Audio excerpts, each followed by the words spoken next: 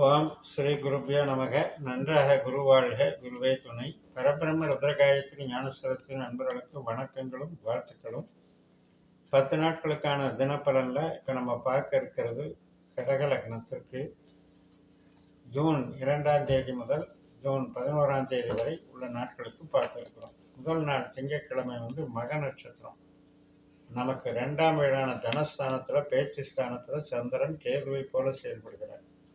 நுணுக்கமான பேச்சுகள், நல்ல ஆர்வமுள்ள ஒரு திறமை வெளிப்படுத்தக்கூடிய பேச்சுகள், அதனால் நமக்கு கிடைக்கக்கூடிய ஆதாயங்கள், பணவரவுகள், தொழில் ஸ்தானம், வேலை எல்லாமே சிறப்பாக இருக்கு. மறுநாள் ஜூன் 3ஆம் தேதி செவ்வாய்க்கிழமை பூர நட்சத்திரம். சுக்கிரனும் கேது நட்சத்திரத்தில் இருக்கார், அஸ்வினி நட்சத்திரத்தில் இருக்கார். அதனால் இந்த கேது பணத்துக்கும் பணஸ்தானத்துக்கும் ஒரு கனெக்டிவிட்டி கொடுக்குறாரு, தொழில் ஸ்தானத்துக்கும் சுக்கிரன் மூலம் ஒரு கனெக்டிவிட்டி இருக்குது. அதனால் இன்றைக்கி ஆடம்பரமான தொழில்கள், லக்ஸுரி ஐட்டம்ஸு, ஆபரணங்கள், சொகுசு வாகனங்கள், பெரிய பெரிய இன்டீரியர் டெக்கரேஷன்ஸு, பெரிய பெரிய ஹோட்டல்ஸு, ரெஸ்டாரண்ட்ஸு, ஹாஸ்பிட்டாலிட்டி எல்லாத்துக்குமே சிறப்பாக இருக்குது. மெயினாக சினிமா துறையும் சிறப்பாக இருக்குது. அதனால் இந்த காலகட்டத்தை நல்லா பயன்படுத்திக்கலாம். யாருக்கெல்லாம் சுக்கிரன் தொழில் கிரகமாக அவங்க ஜாதகத்தில் உபநட்சத்திரமாக வந்திருக்கோ, 2 10 தொடர்பில் இருக்கோ, இன்றைக்கி ஒரு பெரிய நல்ல ஊக்கமாக செயல்பட்டு ஒரு பெரிய வெற்றி அடையக்கூடிய நாளாக இருக்கிறது. மறுநாள் ஜூன் 4ஆம் தேதி புதன்கிழமை உத்தர நட்சத்திரம், சூரியனுடைய நட்சத்திரம்.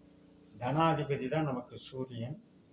அவர் லாபஸ்தானத்தில் இருக்கார், நம்மளுடைய லக்னாதிபதி சாரத்திலே இருக்கார், மற்றும் புதனுடைய உபநட்சத்திரத்தில் இருக்கார். அதனால் இன்றைக்கும் நல்ல டெக்னிக்கல் மைண்டோடு செயல்படக்கூடிய அமைப்பு இருக்குது. பெரிய லெவலில் நமக்கு எதிர்பார்த்த காரியங்கள் நிறைவேறும். ஒரு நண்பர்களாகட்டும் அல்லது பிஸ்னஸ் பார்ட்னர்களாகட்டும், சொந்த உறவினர்களாகட்டும், நமக்கு ரொம்ப காலமாக கஸ்டமராக இருக்கிறவங்களாகட்டும், இதெல்லாமே பலன் தருவாங்க. உறவுகள் நல்லா இருக்கும்.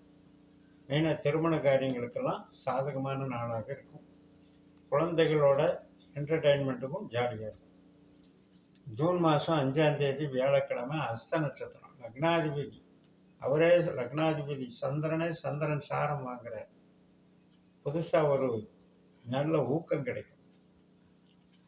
நம்முடைய ஆர்வங்களை வெளிப்படுத்துவது மட்டுமல்ல, அறிவு சார்ந்த வேலைகளில் நமக்கு புகழ் கிடைக்கும்.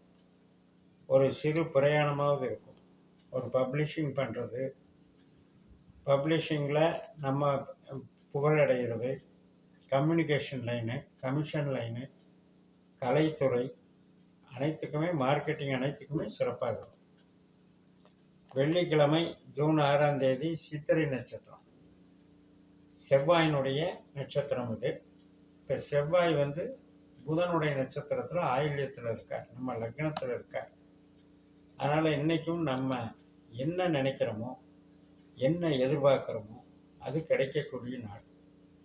நல்ல நண்பர்கள் சப்போர்ட் பண்ணுறது, அதே போல் நல்ல சிந்தனைகளை உருவாக்கிக்கிறது, மகிழ்ச்சியான தருணங்களை நாமளே வரவழைச்சிக்கிறது, அனைத்து விதமான நன்மைகளும் கிடைக்கக்கூடிய நாள். ஆரோக்கியம் நல்லாயிருக்கும், உறவு நல்லாயிருக்கும், பிஸ்னஸும் நல்லாயிருக்கும். ஜூன் 7ஆம் தேதி சனிக்கிழமை சுவாதி நட்சத்திரம், ராகுனுடைய நட்சத்திரம். அப்போ என்னதான் நமக்கு ராகு 8ல் இருக்கிறாரு அப்படின்னா கூட, இந்த குருவினுடைய 12ல் இருக்கிறாரு அப்படின்னா கூட, ராகு குரு சந்திரன் உபநட்சத்திரம் சந்திரனாக வருது.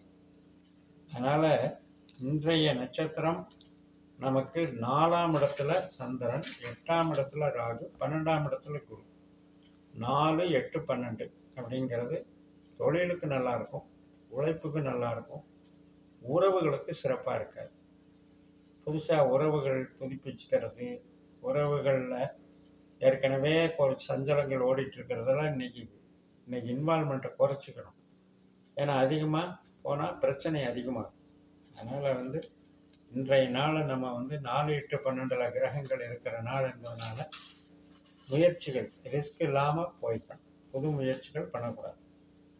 ஜூன் 8ஆம் தேதி ஞாயிற்றுக்கிழமை சுவாதி நட்சத்திரம் நண்பகல் 12:41க்கு முடிஞ்சு அதுக்கப்புறம் விசாக நட்சத்திரம் தொடங்குகிறது. குருவினுடைய நட்சத்திரம் தான். இன்னைக்கு ஒரு வெளிநாட்டு சம்மந்தப்பட்ட வேலைக்கு அல்லது வெளிநாட்டு பிரயாணம், வெளியூர் பிரயாணம், செலவுகள், மூலதனம், அது சுப செலவுகளாக இருக்கும், நமக்கு தேவையான செலவுகளாக இருக்கும். நல்லபடியாக அதை பண்ணிக்கலாம். ஏன்னா செவ்வாய் லக்னத்திலிருந்து இன்னைக்கு வெளியேறிட்டார், சிம்ம ராசிக்கு போயிட்டார். அப்போ 12ல் இருக்கிற குரு 2ல் இருக்கிற செவ்வாய் மாதிரி வேலை செய்யும். அப்போ நமக்கு ஏதோ ஒரு வகையில் ஒரு ரகசிய செயல் திட்டங்கள் மூலமாக பண வரவு, அல்லது கொடுத்த பணம் இது எதிர்பார்க்காம இருப்போம், ஆனால் கொடுத்த பணம் திரும்பி வந்துருச்சு அப்படின்ற ஒரு நன்மை இதெல்லாம் கிடைக்கும். ஜூன் 9ஆம் தேதி திங்கட்கிழமை மதியம் 3:30க்கு அனுஷ நட்சத்திரம், சனியினுடைய நட்சத்திரம், பூர்வ புண்ணிய ஸ்தானமான 5ஆம் இடத்துல சந்திரன், 9ஆம் இடம் பாக்கியஸ்தானத்தில் சனி, சனியினுடைய நட்சத்திரம். இந்த சனிக்கும் சந்திரனுக்கும் தொடர்பு. ஆனாலும் கூட நமக்கு சனி அஷ்டமாதிபதி அல்லவா, அதனால் இன்னைக்கு கொஞ்சம் நம்ம பணிஞ்சு போகணும், பெரியவங்களை எதிர்க்கக்கூடாது. அதே மாதிரி உறவுகள் சம்மந்தப்பட்ட விஷயத்தில் டென்ஷன் ஆகக்கூடாது, விட்டு கொடுத்து போகணும், பொறுமையை கடைப்பிடிக்கணும். தர்ம காரியங்களில் ஈடுபாடுகள் பண்ணிக்கிட்டிங்கன்னா இன்னைக்கு நாள் சிறப்பாக இருக்கும். ஜூன் 10ஆம் தேதி செவ்வாய்க்கிழமை மாலை 6:01 வரைக்கும் இந்த அனுஷ நட்சத்திரம் இருக்குது. அதுக்கப்புறம் கேட்டை நட்சத்திரம் தொடங்குது. கேட்டைங்கிறது புதனுடைய நட்சத்திரம். புதன் செவ்வாய் சாரத்தில் இருக்காரு, சந்திரனுடைய உபநட்சத்திரத்தில் இருக்காரு. அப்போ இன்னைக்கு கேட்டைன்றது நமக்கு 5ஆம் இடத்துல இருந்து சந்திரன் வழி நடத்துறதுனால இந்த 5ஆம் இடம் அப்படிங்கிறது கலைகள் அல்லது ஒரு வேலையிலிருந்து ரிலீஃப் ஆகிறது அல்லது ரிலாக்ஸாக வேலை செய்கிறது, மூளை உழைப்பு சார்ந்த பணிகள், இப்படி எடுத்துக்கணும். மறுநாள் ஜூன் 11ஆம் தேதி புதன்கிழமை நைட்டு 8 மணி வரைக்குமே இந்த கேட்டை நட்சத்திரம் தான். அதனால் விருச்சிக ராசியில் சந்திரன் போகும்பொழுது நம்ம பூர்வ புண்ணிய ஸ்தானமாக இருக்கிறதுனால, அதாவது பண வரவுக்கோ உழைப்புக்கோ சான்ஸ் கொஞ்சம் குறைவு தான்.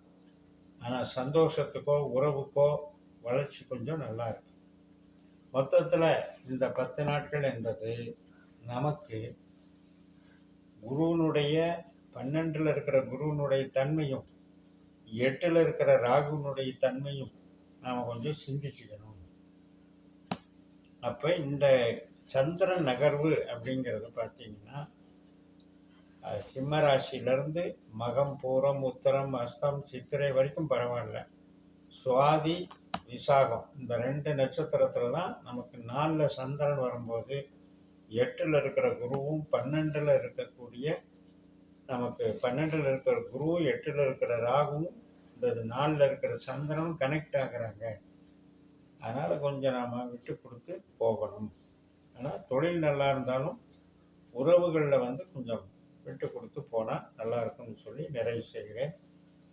இந்த சேனலை சப்ஸ்கிரைப் பண்ணி ஷேர் பண்ணுங்கள். இந்த தனிப்பட்ட ஜாதக பலன்களை என்னுடைய வாட்ஸ்அப் நம்பரில் தொடர்பு கொண்டு பலன் பெறுங்கள். உங்களிடமிருந்து விடைபெறுகிறேன். ஜெயம். நன்றி, வணக்கம்.